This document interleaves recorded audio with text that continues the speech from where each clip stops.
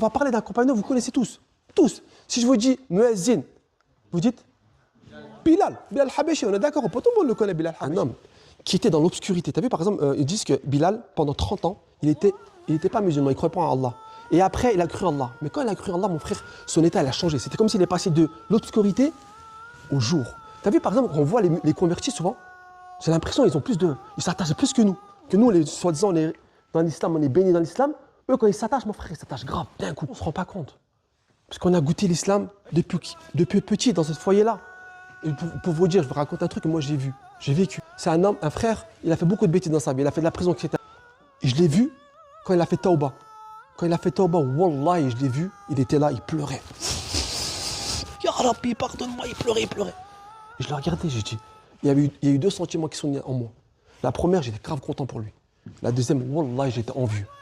Je l'enviais. Et bien, Mabé, tu l'envies pourquoi? Parce que le prophète sallallahu alayhi wa sallam, il dit, celui qui pleure par crainte d'Allah subhanahu wa ta'ala. Mais lui, ça se voyait que c'était par ça. Il y avait de la sincérité pure. Celui qui pleure par crainte d'Allah subhanahu wa ta'ala, l'endroit où la larme touche le corps, feu de l'enfer ne le brûle pas. Et même les savants d'avant, ce qu'ils faisaient quand ils pleuraient par crainte d'Allah, ils prenaient la larme et la mettaient partout. J'avais envie, tu sais quoi? Tu sais, les larmes qui coulaient dans son visage, j'avais envie de le prendre comme ça, là, et le mettre sur mon corps. Puisque c'était de la sincérité pure. Un converti, il a dit quoi? Il a dit, moi, je suis converti à l'islam. Toute ma vie, j'ai traîné avec une vieille voiture. Quand j'ai connu la Porsche, j'en prends soin. Mais vous, les musulmans qui sont nés avec l'islam, vous avez une Porsche dans le garage, vous ne voulez pas la sortir, vous traînez en vieille voiture. Prenez la métaphore. On ne prend pas soin de l'islam. On ne sait pas, on ne se rend pas compte. Quand Allah subhanahu wa ta'ala nous a donné un cadeau, un vrai cadeau.